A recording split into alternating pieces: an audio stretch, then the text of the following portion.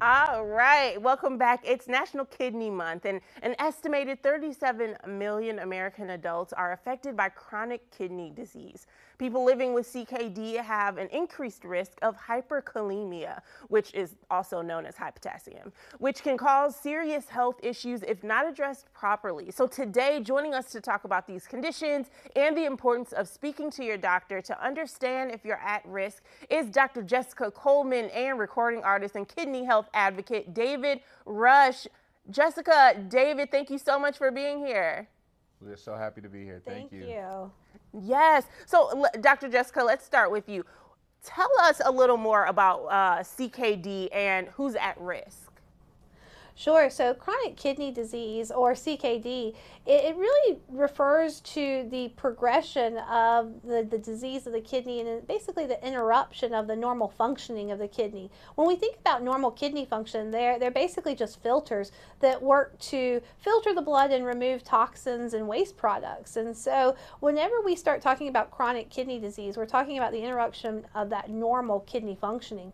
And it's actually not uncommon. One thing that we really know is that up to 37 million Americans are affected by chronic kidney disease, but unfortunately only about 10% or less of those patients are aware that they have kidney disease. And that's because kidney disease tends to occur very commonly with other common chronic medical conditions, things like diabetes and hypertension, heart disease. And so, one of the things that David and I are looking to do today is really get the information out there and get people starting the conversation about kidney disease. Yeah, and speaking of David, can you just go ahead and tell us about your personal experience living with CKD? Certainly. Thanks for having us. Started early in high school. I was just going for a routine checkup for football, got a urine sample done, and came back with protein in the urine. And then I got sent to a specialist where they found scarring on the tissues of my kidneys, but I didn't think nothing of it. They didn't really push the envelope forward, meaning that anything was wrong with me, so I just continued with a normal life. Went to college and did the college thing, went back home, and my now wife, then girlfriend, took me to her job to get a physical done because she was working as an MA, and that's when they found that my numbers were all out of whack. My blood pressure was high, my creatinine was high, and that was the start of my journey into chronic kidney failure, which was something that I certainly wasn't ready to deal with at the time, but it was there, and I had to deal with it. I was on dialysis and then was transplanted in 2010 with a kidney from my brother. Lasted me 7 beautiful years. And after losing that kidney, I went back on home dialysis and currently still doing that to this day.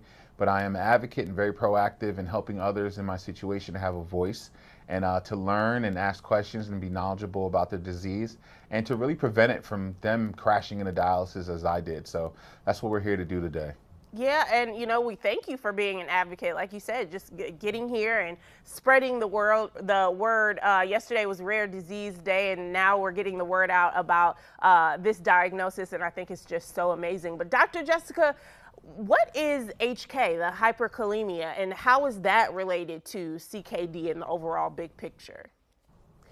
So when we talk about CKD, and especially when we talk about the prevention of progression of kidney disease, it's imperative we also talk about the prevention of other complications of kidney disease. And really one of the things that we think about very frequently, unfortunately, with chronic kidney disease is hyperkalemia.